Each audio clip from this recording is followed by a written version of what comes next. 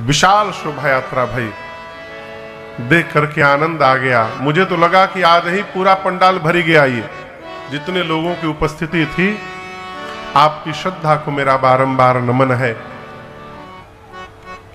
जिस ग्रंथ के आश्रम में बैठकर हम और आप यहां पर आने वाले 9 दिनों तक इस राम कथा को गाएंगे, श्रवण करेंगे, इस ग्रंथ का नाम है श्री रामचरितमानस।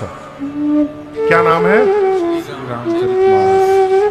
किकरी किकरी घरे वाह श्री रामचरितमानस। अरे वाह, बहुत बढ़िया। हाथ नीचे करिए। कितने लोग नित्य पढ़ते हैं?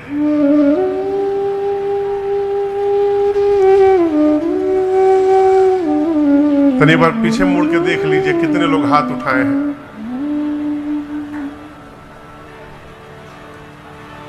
एक आपके कहानी सुनावत है दिनेश भैया।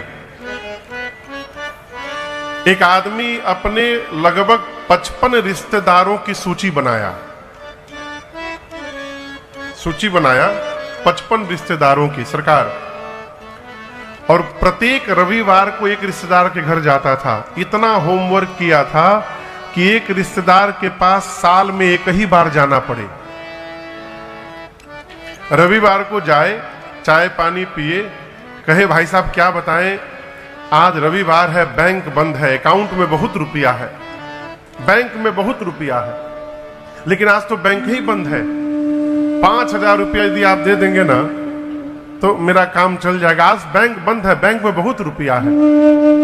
इसी तरह रिश्तेदार से 5,000 मांग के लावे, एक सप्ताह ठाठ से चले, अब अगले रविवार को दूसरे रिश्तेदार के घर पहुंचे, यही पुराण बाँचे, बैंक बंद है, का कहे बैंक में बहुत रुपया है। एक बार एक रिश्तेदार ने टोका, ये बताओ तुम रविवार को ही क्यों आते हो, शनिवार को क्यों नहीं आते, सोमवार को क्यों नहीं आते? बैंक में बहुत रुपया है तो सोमवार को निकाल लेना। बोला नहीं निकाल सकता। बोला क्यों? रुपया नहीं है। कहा हमने बैंक में तो बहुत रुपया है, लेकिन बैंक में मेरा अकाउंट नहीं है।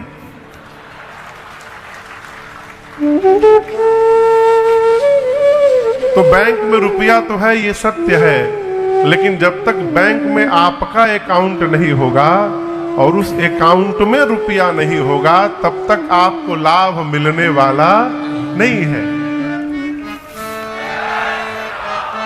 ये बतिया बुझा रहा है? उसी प्रकार Shri Ramcharitmanas private bank limited, इस बैंक में भी बहुत ज्ञान है, लेकिन इस ज्ञान का लाभ कब होगा? जब हम और आप इस बैंक में अकाउंट खोलेंगे और इसमें डेबिट क्रेडिट करेंगे, तब जाकर हमको आपको इस ज्ञान का लाभ होगा। रामचरितमानस ला के घर में रखकर और अगरबत्ती दिखाया जाए, इससे कुछ होने वाला नहीं है। हम कल आ रहे थे रात को, जब चले कलकत्ता से, तो एक बहुत बड़े डॉक्टर हैं उत्तर प्रदेश में, फोन किए ऐसे, बच्चों के बहुत बड़े डॉक्टर हैं, डॉक्टर एन चौबे जी। कहने लगे महाराज सत्य बताऊं आपको, बॉम्बे में रह के पढ़ा हूं, राम कथा से कोसों दूर था मैं, परंतु जब से आपकी कथा श्रवण करना प्रारंभ किया, रामचरितमानस क्या है समझ में आना प्रारंभ हुआ, और अब नित्य पढ़ता हूं मैं। कहने का कारण है, मानस से जुड़ने का स्वभाव बनाइए। कितने युग हैं पता है आप लोगों को? युग कितने हैं? युग 4। नाम बोलिए। पहले का युग, जोर से कहिए, सतयुग, दूसरा युग त्रेता, तीसरा और चौथा। चारों में सबसे बढ़िया युग कौन सा था? अच्छा है, क्या हो गई? बोलिए बोलिए, चारों युग में सबसे बढ़िया युग कौन सा? सतयुग। लोग तो कलयुग को पानी पी पी के गरियावत है। जहां कुछ ऊपर नीचे हुआ, महाराज घोर कलयुग आ गया। हमारे पूज्यपाद गुरुदेव भगवान कहते हैं, बाबू दूसर के लड़का कन्हैया ही काहे न हो जाए, हमरी कौने काम के, हमरे लिए तो हमार बकलुलवे कन्हैया जैसा है। उसी प्रकार आप दर्शन करिए, सतयुग त्रेता द्वापर बहुत बढ़िया युग था। इससे हमको आपको क्या लाभ? हम पहुंच तो नहीं जाएंगे सतयुग त्रेता में, हमको आपको क्या मिला? कौन सा युग मिला? कलयुग मिला। इसलिए हमारे लिए कलयुग से बढ़िया दूसरा कोई युग नहीं। दूसरे का घर कितना भी बड़ा क्यों ना हो जाए, अपने लिए आपन मड़इये स्वर्ग जैसा लगत है हो। अपने को अच्छा कहने का स्वभाव बनाइए। पूज्यपाद गोस्वामी तुलसीदास जी महाराज कलयुग की महिमा कहते हैं, कलयुग समयुग आन नहीं, कब जो नर कर विश्वास, गाय राम गुण गण विमल, भवतर बिनहि प्रयास। गोस्वामी जी कहते हैं कलयुग जैसा दूसरा कोई युग नहीं। और ये बात कब है? जब हमको विश्वास हो जाए। जो नर कर विश्वास। क्या विशेषता है महाराज? आपको बताऊं, 4 युग हैं। चारों युग में भगवान के प्राप्ति का मार्ग अलग अलग है। सतयुग में हजारों हजार वर्ष तपस्या करनी पड़ती थी। कितने दिन? मनु जी महाराज आप सुनिएगा कल परसों कथा। 23,000 वर्ष तपस्या किए नैमिषारण्य में। कितना दिन? 23,000। तब जाकर राम जी का दर्शन मिला। सतयुग में हजारों वर्ष तपस्या करनी पड़ती थी।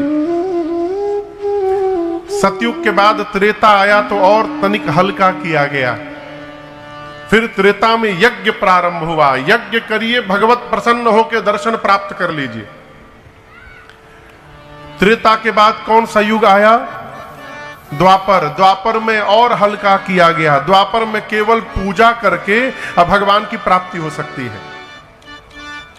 द्वापर के बाद हम और आप कलयुग में आए। आपको बताऊं, कलयुग का जीव न यज्ञ कर सकता है ठीक से, न ठीक से पूजा कर सकता है, न ठीक से तपस्या साधना कर सकता है। आदमी व्रत, हम देखे हैं अपनी आंख से सरकार, व्रत किया हुआ आदमी पकौड़ी देखकर व्रत तोड़ दिया। हम देखे हैं। हमारे परिचित एकादशी का व्रत किए थे। रात को सब लोग सोने गए, हम लोग कथा में थे महाराष्ट्र के साथ। वो सोए नहीं। बोले काहे नहीं सो रहे भैया? बोले बाबू 12 बजे के बाद 12:30 बजे सोएंगे। हम क्यों? कौन 12:30 बजे सुतला के मुहूर्त है का? बोले नहीं, एकादशी है ना, 12 बजे एकादशी खत्म, समोसा आया है, समोसा खाऊंगा उसके बाद सोऊंगा। ये हम व्रत करते हैं। पूजा का करते हैं आपको मालूम है।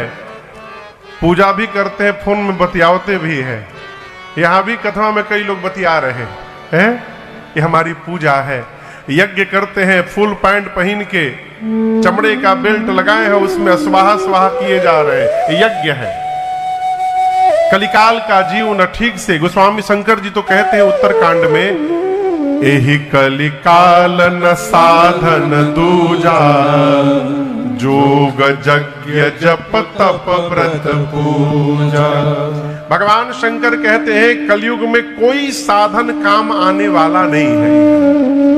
फिर उपाय क्या है महाराज कलयुग के जीव के लिए? सबसे सरल उपाय, राम ही सुमिरे गाए, राम ही संतत सुनिय राम गुण गाए।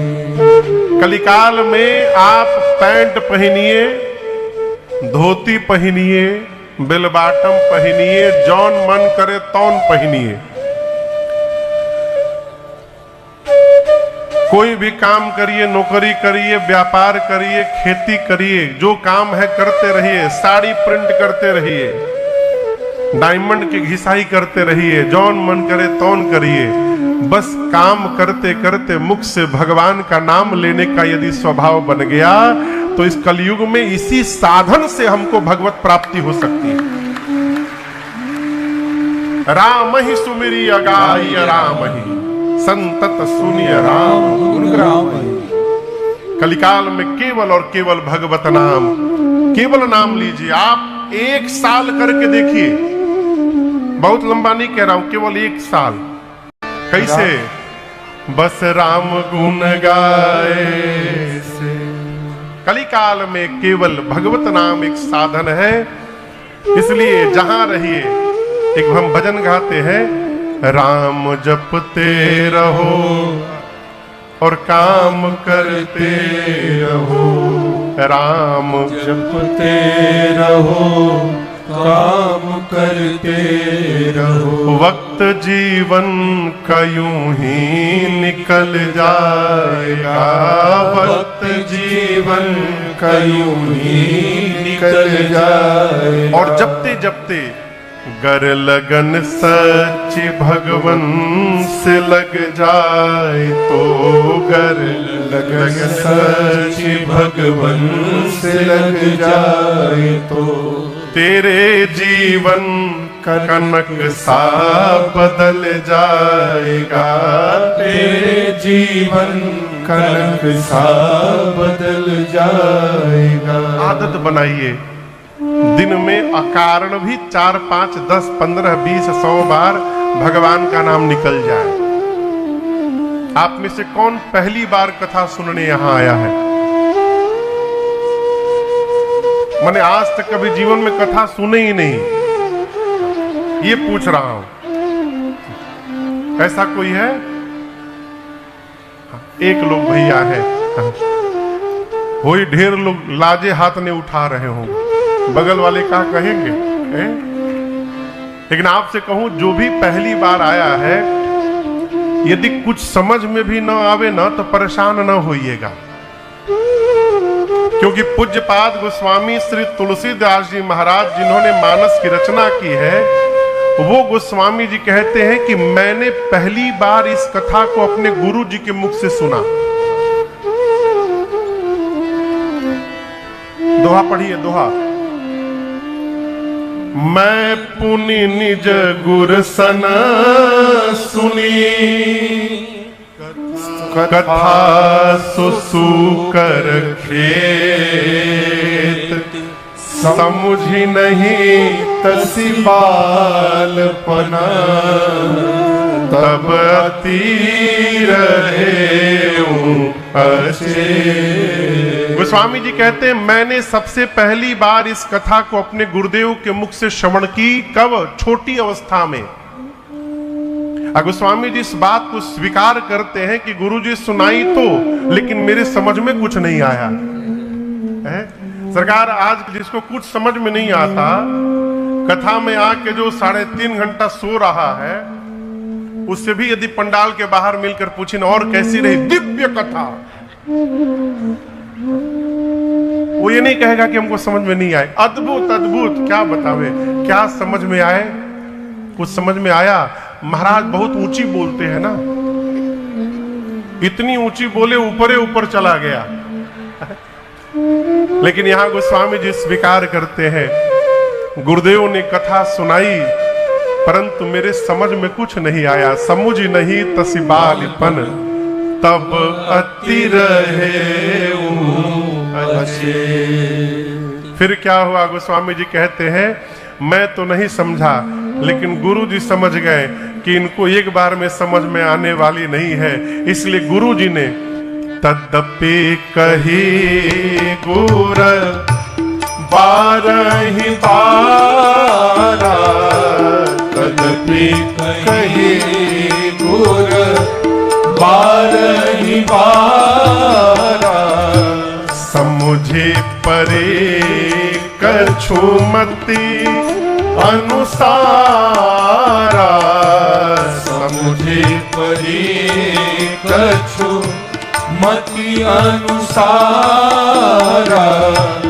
भाषा बाध कर मैं सोई, भाषा बाध कर मैं सोई, मोरे मन प्रबोध जेहि होई, मोरे मन प्रबोध जेहि होई, मोरे मन प्रबोध जेहि होई, मोरे मन प्रबोध जेहि होई।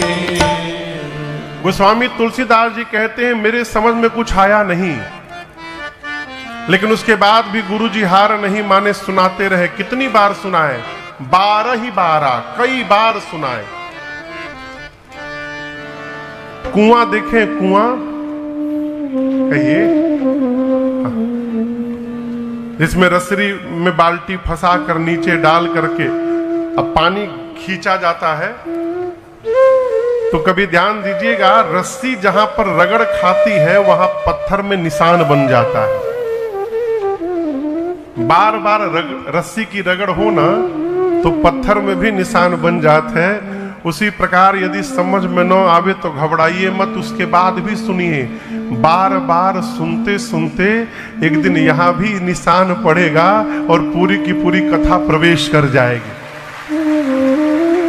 बार बार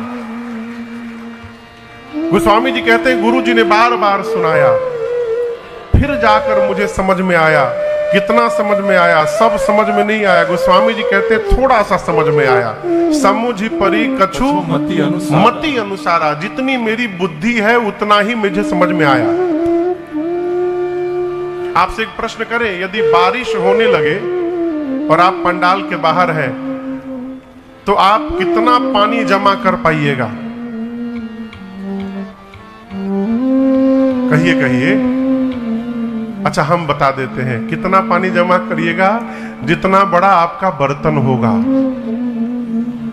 कोई गिलास रहेगा तो गिलास भर पानी बटोरेगा। कोई तसली समझ रहे हैं ना, तसला लेके आएगा, तसला भर पानी बटोरेगा। कोई बाल्टी लेकर आएगा, बाल्टी भर ले जाएगा। और जो अजूरी लिया रहेगा उसके अजूरी में भरेगा तो लेकिन तुरंत गिरियो जाएगा। कहने का अर्थ है कथा यहां बह रही है, जिसके पास जितना बड़ा पात्र होगा, जिसकी जितनी बुद्धि होगी, उसको उतनी ही कथा समझ में आएगी।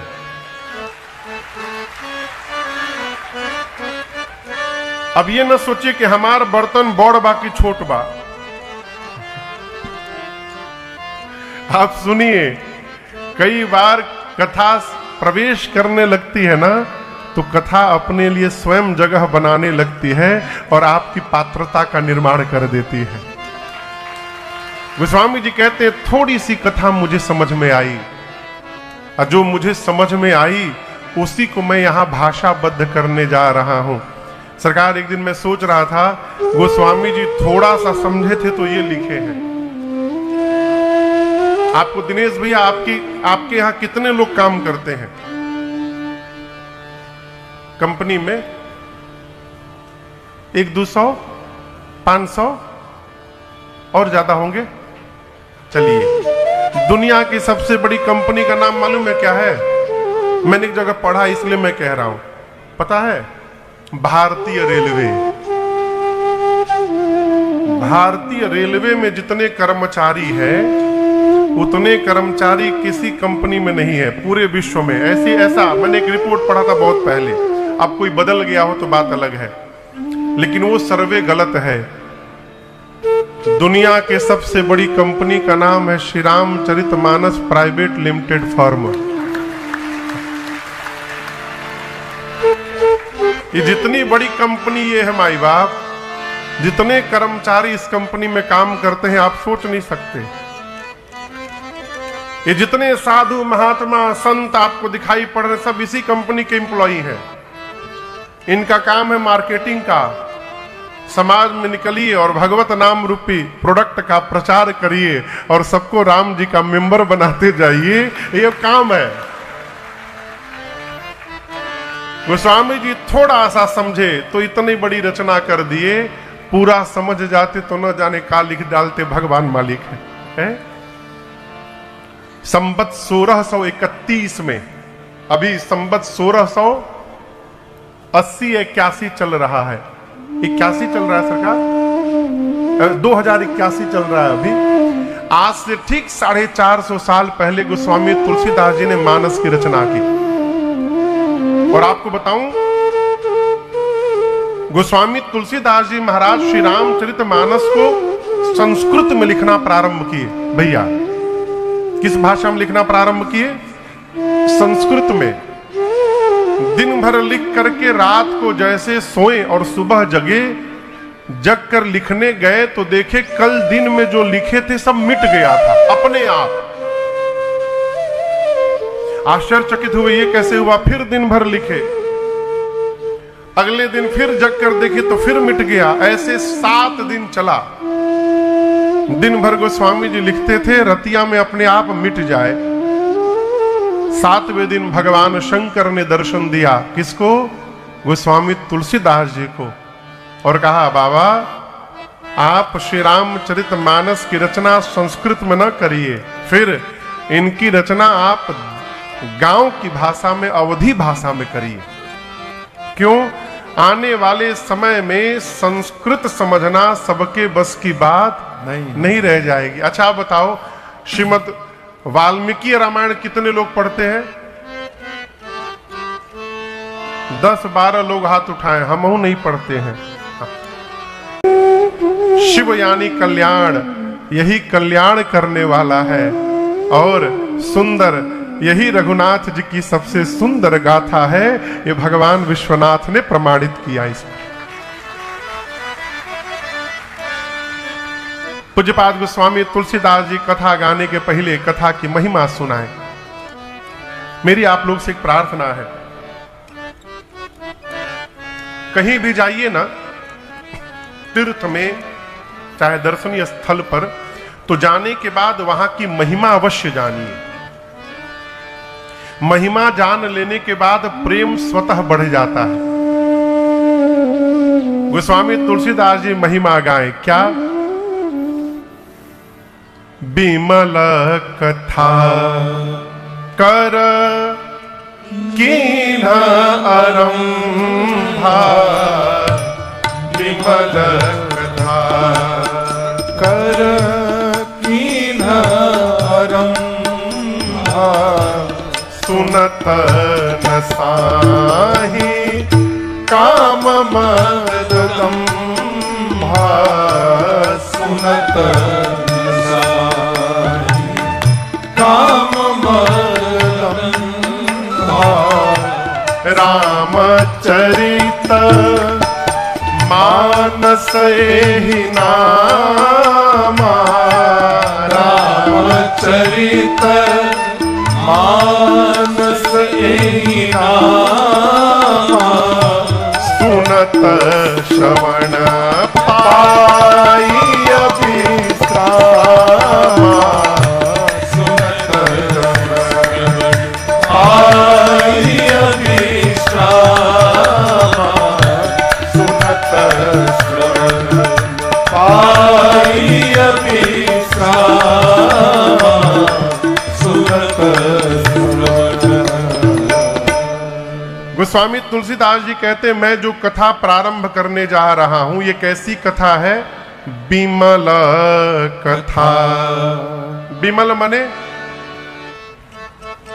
कौन बाबू? बिमल मने बीमल, बी यानी बिना मल के, जिसमें कोई विकार न हो उसको बिमल कहते हैं। आप में से कई लोगों का नाम भी हो सकता है। भगवान की कथा ही एक ऐसी कथा है जिसमें कोई विकार नहीं है।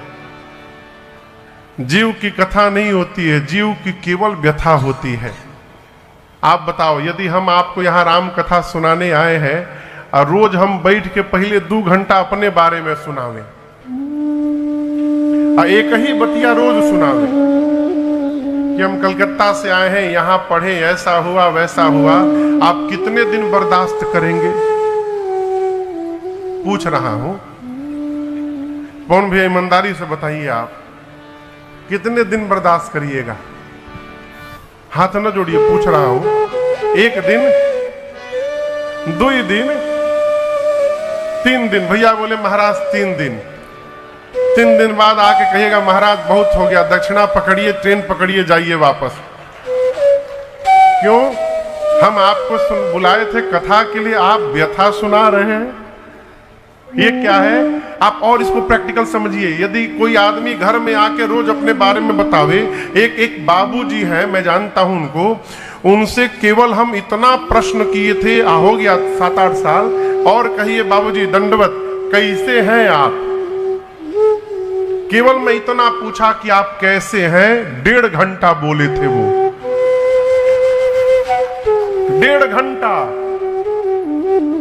सुबह जगने से लेके रात को सोने तक वो जो जो कर्म करते सब बता दिए। अब उसके बाद मैं जब भी उनको देखता हूं, मैं साइलेंट मोड में प्रणाम करता हूं, कुछ बोलता नहीं उनसे। फिर पूछने की फसनी है। कोई यदि अपने बारे में बतावे तो आपका सर दर्द बढ़ जाएगा, और सर में कितना दर्द हो, भगवान की कथा में पहुंचिए, सारा दर्द समाप्त हो जाएगा। यही भगवान की कथा की महिमा है। गोस्वामी जी कहते हैं, बिमल कथा कर कीन्ह आरंभा। मैं विमल कथा प्रारंभ करने जा रहा हूं। क्या होगा? सुनत नसाही, सुनते नसा जाएगा। क्या? काम मद दंभा। गोस्वामी जी केवल 3 नाम दिए, काम मद दंभ, लेकिन 3 नहीं है, 6 हैं। काम, क्रोध, मद, मोह, लोभ, और 6ठे का नाम है मत्सर। मत्सर यानी ईर्ष्या। कई लोग अपने दुख से कम परेशान, बगल के सुख से बहुत परेशान। ईर्ष्या वाले आदमी को यदि घर में लाकर आप बिठा दिए, अब बता दिए कि कालिए 1.5 लाख के हम ये सोफा ले आए हैं, आप जैसे जाएंगे पानी लेने, पेन निकाल के छेद देगा सोफा में। मैं सत्य बता रहा हूं। कब फटे? ये क्या? ईर्ष्या। बर्दाश्त तो नहीं हो सकता। ये सब बीमारी है, विकार है। गोस्वामी जी कहते हैं ये जो 6 विकार है जीवन के, ये भगवान की कथा सुनते सुनते धीरे धीरे ये विकार जीवन से समाप्त हो जाएंगे। ये कथा की महिमा है। अच्छा आप बताओ, आप में से कितने लोग के पास गाड़ी है? भले 2 चक्का हो, बाइक हो, स्कूटी हो, कम से कम कितने लोग के पास है? गाड़ी का ब्रेक कम लगने लगे तो क्या करते हैं? कहिए। उसी में चलावत है। कहां ले जाते हैं? सर्विस सेंटर पे। कितने दिन पर ले जाते हैं? 2 महीना 3 महीना पर सर्विस सेंटर में ले जाते हैं ना। नहीं ले जाएंगे तो क्या होगा? ब्रेक फेल हो जाएगा, धुआं छोड़ने लगेगा, गाड़ी में से आवाज निकलने लगेगी। इसलिए गाड़ी को हर 2-3 महीने पे सर्विस सेंटर में ले जाना पड़ता है। ये जो आप पंडाल देख रहे हैं, ये पंडाल 9 दिन के लिए विदाउट एनी कॉस्ट इस गाड़ी का सर्विस सेंटर खुला हुआ है। मनुष्य रूपी गाड़ी का ये सर्विस सेंटर है। आइए यहां पर मोबिल चेंज करवाइए, दिमाग का मोबिल, ब्रेक व्रेक टाइट करवाइए, नहीं तो कहिया धुआं फेंकने लगेगा गाड़ी, कोई भरोसा नहीं है। गोस्वामी जी कहते हैं कि रामचरित मानस एहि नाम। इस ग्रंथ का नाम क्या है? जोर से कहिए। रामचरित मानस। आम भाषा में हम लोग रामायण कहते हैं, लेकिन ये रामायण नहीं है। क्या है? रामचरित मानस। ये नामकरण करने के पीछे कई कारण हैं। एक तो मैं आपको बताऊं, गोस्वामी जी इस बात की घोषणा करते हैं, मैं जो कथा लिखने जा रहा हूं ये मैं लिख नहीं रहा हूं, मुझसे लिखवाया जा रहा है। कौन लिखवा रहा है? तो भगवान शंकर कहते हैं कि रची महेश निज मानस राखा। भगवान शंकर ने इसकी रचना की, रची महेश, और कहां रखा? डायरी में नहीं रखा, निज मानस राखा, अपने मन में रखा। पाई सुसमय शिवासन भाखा। उचित समय आया तो भगवान शंकर ने मां पार्वती के सन्मुख इस कथा को प्रकट कर दिया। गोस्वामी तुलसीदास जी कहते हैं, मैं वही रामचरित्र लिखने जा रहा हूं जो शंकर जी के मानस से प्रवाहित हुआ है, इसलिए इनका नाम रामचरितमानस पड़ गया। और दूसरा कारण, डॉक्टर के पास जाते हैं तो डॉक्टर जी प्रिस्क्रिप्शन पर क्या लिखते हैं? दवाई लेकर के आते हैं, फ्रिज के ऊपर रख दिए। असर करेगी दवाई? कब असर करेगी? जब दवाई को खाएंगे। उसी प्रकार रामचरितमानस जब तक इस मानस में नहीं जाएगी तब तक जनमानस पर उसका प्रभाव दिखाई देने वाला नहीं है।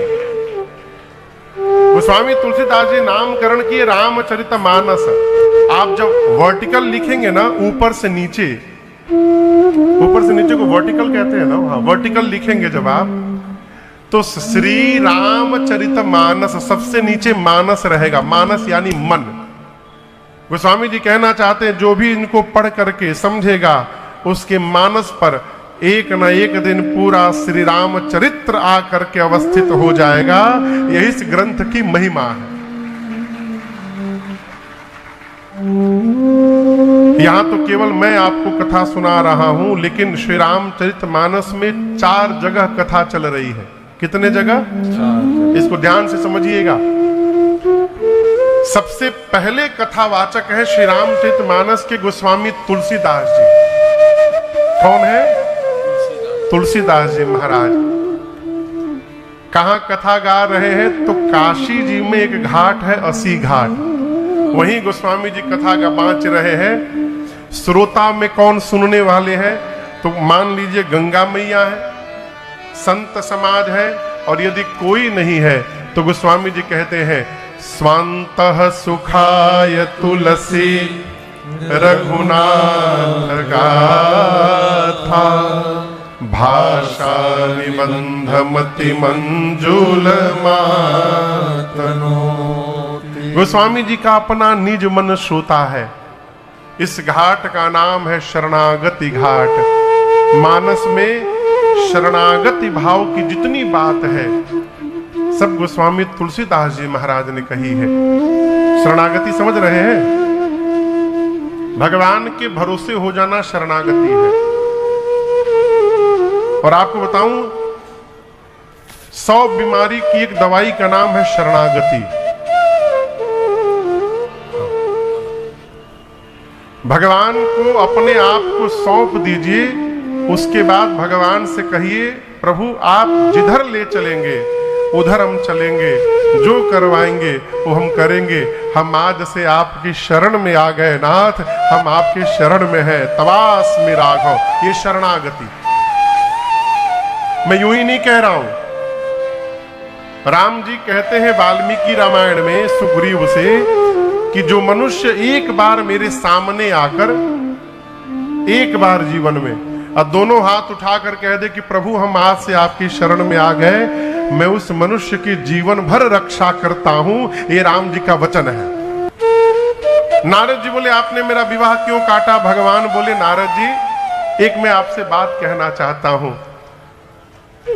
सुनु मुनि तो ही कहूं सहरोसा। भगवान कहते नारद जी मैं आपको हर्ष पूर्वक कह रहा हूं। क्या? भजहि जे मोहि तजे सकल भरोसा। जो मनुष्य संसार के समस्त आशाओं का त्याग करके मेरे भरोसे केवल रहता है, भजन करता है, उस जीव की मैं कैसी रक्षा करता हूं, ये दर्शन करिए। राम जी कहते हैं कैसे, करऊं सदा तिनके रखवारी, मैं सदा उनकी रक्षा करता हूं। कैसे, जिमी बालक राखे महतारी। जिस प्रकार मां अपने बच्चे की रक्षा करती है, उसी प्रकार मैं उस जीव की रक्षा करता हूं। अब आप सोचिए, 1 साल का बच्चा है, छोटा बच्चा, वो जो माई की गोद में छोटा बच्चा बैठा है, देखिए वो सामने, यदि उस बच्चे को यहां से बंबई जाना होगा तो मां से नहीं बोलेगा कि मां हमार कपड़ा रख लेना, पाउडर रख लेना, कजरौटा रख लेना, तौलिया रख लेना, कुछ नहीं बोलेगा, वो आनंद में है। मां अपना भले भूल जाए लेकिन बच्चे का नहीं भूल सकती, उसका सब सामान रखती है। उसी भाव से यदि हम भगवान की शरणागत हो गए तो हमको अपनी चिंता नहीं करनी होगी, भगवान ही हमारी चिंता करते रहेंगे। लेकिन उतनी कई लोग शरणागत होने के बाद भी दिमाग लगाने से नहीं बाज आते, कहते हैं प्रभु हम आपकी शरण में, उसके बाद भी प्रभु नौकरी लग जाए, वो जमीन हो जाए, प्लाट हो जाए, वो फैक्ट्री हो जाए, ये क्या है, वो ये शरणागति नहीं है, है?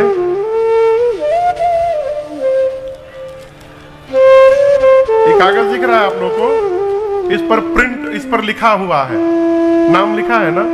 उसी प्रकार भगवान हम लोगों को एक एक कागज दे के भेजे हैं और उस पर लिखा हुआ है कि हमारे साथ कब क्या क्या होने वाला है। लेकिन हमको उस पर विश्वास नहीं, हम उस कागज को प्रिंटर में डाल के और कंप्यूटर पर बैठ के अपन अपने मन वाली लिख ले रहे हैं कि ऐसा हो जाए प्रभु, ऐसा हो जाए, वैसा हो जाए, ये बिगड़ जाए, ये बन जाए, अब प्रिंट कर दे रहे हैं। अब कागज पे पहले से लिखा हुआ है और ऊपर से हमने अपना और प्रिंट कर लिया, तो प्रिंट लिखे और लिखावट के ऊपर प्रिंट हो जाएगा, तो हमरी और पूर्वांचल में तो कहते हैं महाराज गाजुर माजुर हो जाएगा, न पहले वाला पढ़ने में आएगा और न बाद में पढ़ने वाला आएगा, जो मिलने वाला है वो भी समाप्त हो जाएगा, सब बेकार हो जाएगा। इसलिए शरणागति भाव में रहिए तो पूर्ण रूप से। एक एक भजन का अंतरा है, आप लोग सुने होंगे, अरे जिंदगी की डोर सौंप किसके, हाथ दीनानाथ के।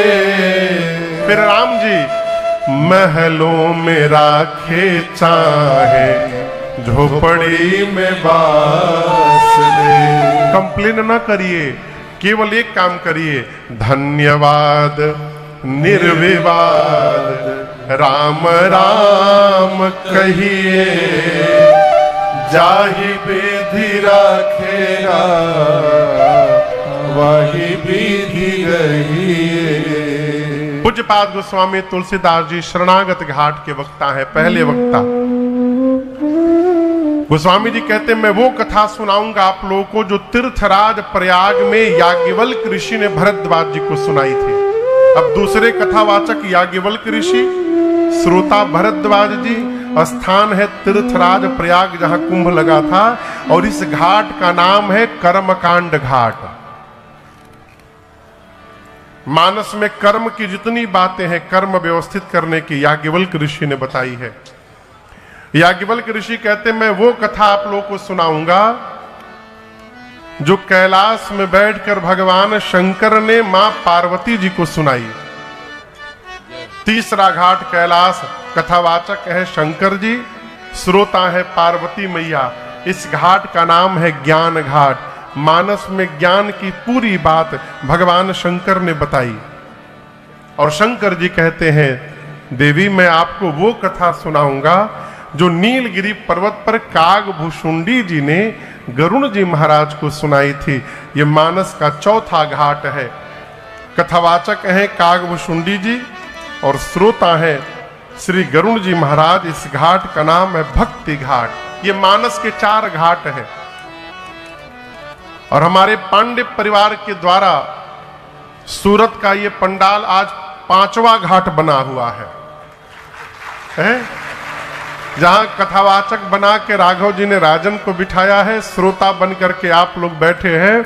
इस घाट का नाम है प्रेम घाट और सभी वक्ताओं ने अपने श्रोता को महिमा सुनाई। मैंने अपने महाराज जी के श्रीमुख से जो महिमा सुनी है मैं आपको सुनाता हूं। ये कथा की महिमा क्या है? महाराज श्री कहते हैं, इसे श्रवण कर मिट जाती है। किसे श्रवण करके? किसे सुन के? आप दर्शन करिए, जितने कथावाचक उतनी प्रकार की महिमा सुनाए। गोस्वामी तुलसीदास जी कहते हैं, राम जी की कथा कलिकाल में कामधेनु के समान है। राम कथा कली कली यानी कलयुग में कामद गाई, कामधेनु है सज्जनों के लिए। सुजन सजीवनी मोरी सुहाग, सज्जनों के लिए भगवान की कथा संजीवनी बूटी है। संजीवनी बूटी का नाम सुने हैं आप लोग? किसके लिए लाया गया था? लक्ष्मण भैया के लिए। क्यों? लक्ष्मण जी मूर्छित हो गए थे। संजीवनी बूटी का काम है जो मूर्छित है उसको मूर्छा से चैतन्य कर देना। गोस्वामी तुलसीदास जी कहते हैं, सज्जनों के लिए राम जी की कथा संजीवनी बूटी है। अर्थात कथा सुन करके ये समझ में आता है एक पुत्र को कैसा होना चाहिए, एक पिता को कैसा होना चाहिए, एक भाई को कैसा होना चाहिए, एक पति एक पत्नी एक मित्र को कैसा होना चाहिए। सभी संबंधों का सर्वश्रेष्ठ स्वरूप श्री रामचरितमानस में बताया गया है। और एक बात समझिएगा, आप टेस्ट कराते हैं ना, ब्लड टेस्ट, जब रिपोर्ट आता है तो देखिएगा सबसे किनारे में दाहिने साइड में नॉर्मल रेंज दिया गया रहता है और बीच में आपका जो रिपोर्ट आया है उसको लिखा जाता है। लोग मिलाते हैं, नॉर्मल वाला से हमारा मिल रहा है कि नहीं मिल रहा है। हो मिल गया यानी चकाचक आनंद करिए, नहीं मिला तो टेंशन का विषय, हम बीमार हैं। उसी प्रकार मनुष्य के जीवन के हर व्यवहार का नॉर्मल रेंज रामचरितमानस में बताया गया है। 9 दिन कथा सुनिए, अपने जीवन का टेस्ट कराइए और रिपोर्ट लेके इससे मैच कराइए। यदि इसमें से हमारा मैच कर रहा है तो हम स्वस्थ हैं और मैच नहीं कर रहा है तो हम बीमार हैं। पिता के साथ पुत्र का व्यवहार कैसा होना चाहिए, यदि इसमें जो बताया गया है हमारा वैसा है, हम ठीक है। यदि नहीं है तो हम बीमार हैं। गोस्वामी जी कहते हैं, सज्जनों के लिए संजीवनी बूटी है राम कथा। याज्ञवल्क्य ऋषि तो कह दिए कि ये मोह रूपी महिषासुर का वध करने के लिए मां काली के समान है रामचरितमानस। मोह बहुत खतरनाक बीमारी है। और आपसे एक बात कहें, ये काम क्रोध मद मोह लोभ मत्सर छूटने वाला नहीं है। कम किया जा सकता है, समाप्त नहीं हो सकता है। समाप्त कब होगा? जब भगवान की कृपा हो जाएगी तब समाप्त होगा। अपने प्रयास से छूटने वाला नहीं है। ये मोह ही सभी बीमारी को जन्म देता है। मोह सकल व्याधि न कर मूला, तेहि ते पुनि उपजई बहुसूला। जिससे मोह होता है उसी के प्रति प्रेम भी होता है, उसी के प्रति क्रोध भी होता है। आप जिसको प्रेम करते हैं वो यदि आपके मन के विपरीत व्यवहार करे तो क्या करेंगे? दुलार करेंगे कि गुस्साएंगे? क्रोध हुआ ना। उसी के प्रति लोभ भी होता है। ये विकार, सभी विकारों का कारण है मोह। यदि मोह सामान्य रूप से रहे तो कोई बात नहीं। हमारे महाराज एक भजन गाते हैं, उसमें सभी विकारों का लिमिट बताया गया है। लोग कहते हैं क्रोध ना करिए। क्रोध कैसे ना करें? अब आज पहला दिन है इसलिए हम चुपचाप बैठे हैं, कुछ बोल नहीं रहे। ये तो सामने से जो आवाजाही हो रही है ये कल से नहीं होगा। कहो कथा बाँचतानी हम, प्यास लागता श्रोता के। हमरे समन्वय लेके अरे ठीक है, पीना भी तो छिपा के पी लीजिए, कोई बात नहीं, पहला दिन है ना आज। अब क्रोध कोई कहे महाराज क्रोध, महाराज बड़े अच्छे हैं, बिल्कुल कुछ भी कर लो गुस्साते नहीं है, महाराज मूर्ख हैं। अरे कैसे गुस्सा नहीं आएगा सरकार? लेकिन कितना क्रोध करना है ये विवेक है। एक बार क्रोध भी करिए पर सावधान, पर बोध नष्ट ना होवे। स्वार्थ भी बुरा नहीं है, परंतु औरों को कष्ट ना होवे। एक जगह कथा चल रही थी तो कथा में हुआ कि ये लखनऊ की घटना सुना रहा हूं दिनेश भैया। तो हुआ कि आज प्रसाद में तस्मई बांटा जाएगा। तस्मई, तस्मई समझते हैं ना? खीर।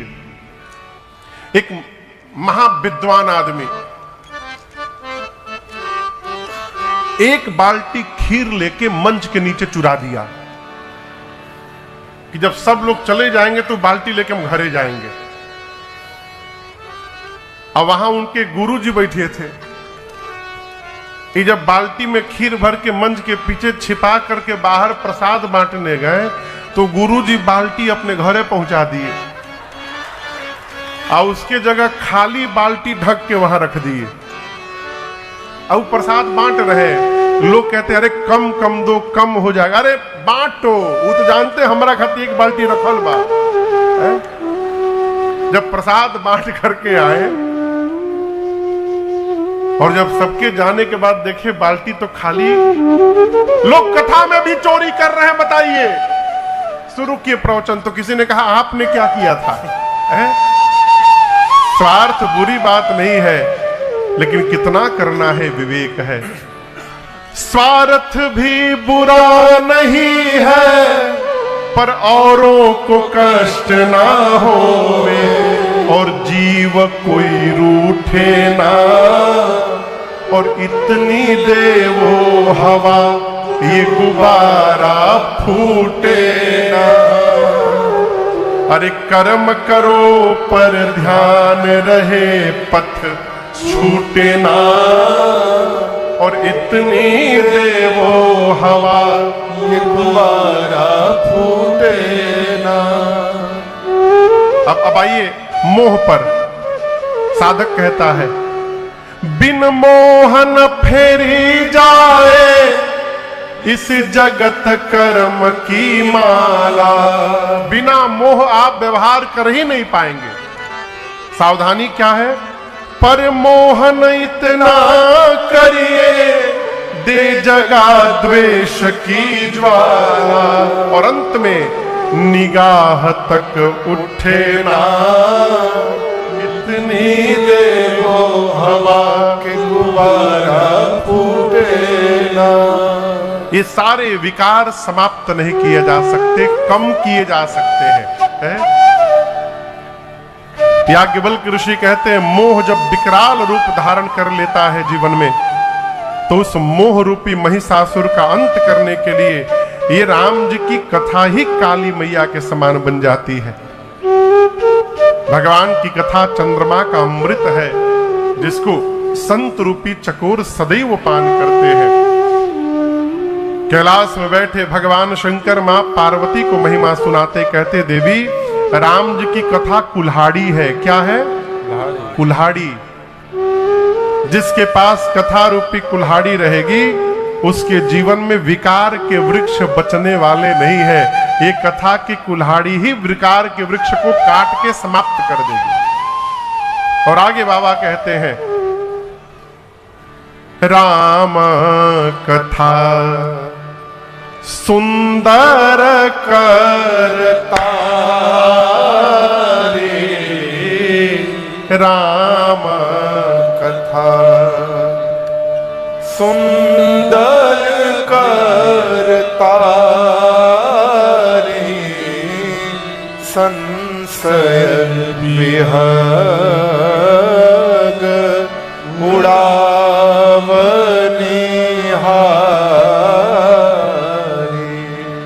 भगवान शंकर कहते हैं राम जी की कथा हाथ की सुंदर ताली है। क्या है? क्या है? ताली, सुंदर ताली। सुंदर ताली जो मधुर मधुर ताली ताल पर गिरे। कई लोग दो ही तरह के ताली बजाओ थे, एक तो सुंदर ताली और एक ताली भगवान मालिक है, बजाई दे तो काने फाटी जाए। ताली क्यों कह दिया शंकर जी ने कथा को? अब आप बताओ। इस पंडाल में बहुत सारे कबूतर, पक्षी, तोता, मैना, चिड़िया आके बैठ जाएं, बहुत सारे, और आप बीच में धीरे धीरे गए और जाकर उनके बीच में एक बार ताली बजा देंगे तो क्या होगा? कहिए। पक्षी उड़ जाएंगे। शंकर जी कहते हैं देवी, जिस प्रकार हाथ की ताली बजने से पक्षी उड़ जाते हैं, उसी प्रकार राम जी की कथा वो ताली है जो भी बजाएगा जीवन में संशय के जितने पक्षी बैठे हैं सारा संशय उड़ जाएगा, समाप्त हो जाएगा। भगवान की कथा संशय का शमन कर लेती है। ये 3 घाट पर कथावाचक ने महिमा गाई, चौथे घाट पर श्रोता ने महिमा गाई। भगवान जिन पर चलते उनका नाम है गरुड़। और आप याद रखिएगा, दूर रहने वाले जीव को उससे भी अधिक सावधानी पास में रहने वाले जीव को करनी चाहिए। जो भगवान के निकट है, सदगुरु के निकट रह रहा है, उसको और सावधान रहना चाहिए। क्यों? नैकट्य दोष कब लग जाए पता नहीं चलता ना। अब जैसे गुरु जी के साथ चेला है तो थोड़े दिन रहने रहते चेला के मन में आ सकता है कि गुरु जी में हम में अंतर का है। गुरु जी तो 7 बजे सो के उठते, हम तो 5 बजे उठ जाते हैं। गुरु जी कोई काम नहीं करते, दिन भर बैठ के माला जपते, हम माला भी जपते और साथ में काम भी करते हैं। हम में गुरु जी में क्या अंतर है? ये दोष है।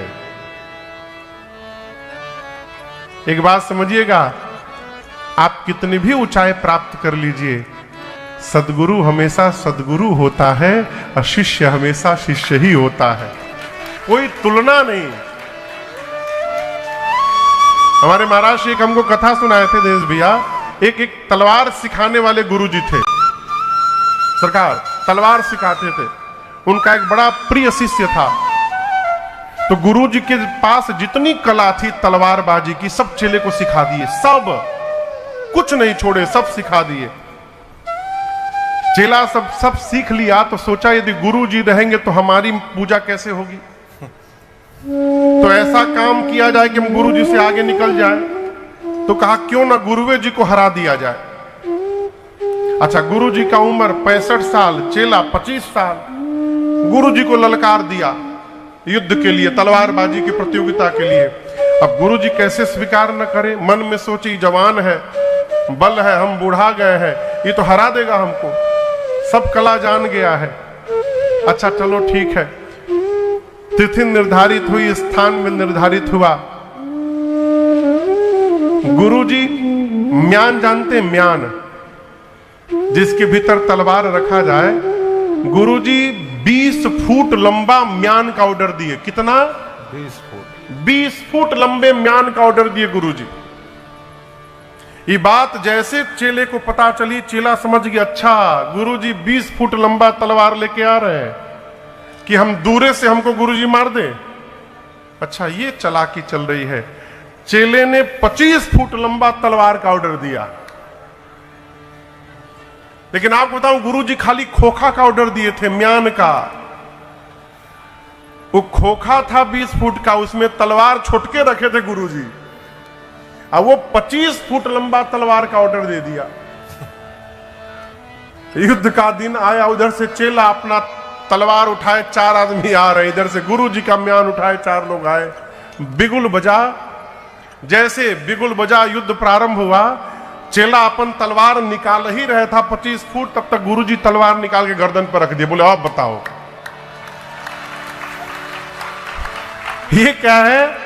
कितना भी हम सीख ले, हम जान ले, शिष्य की गुरु से कभी तुलना नहीं हो सकती है। अब तुलना करना भी नहीं चाहिए, ये भगवत अपराध के बराबर आता है।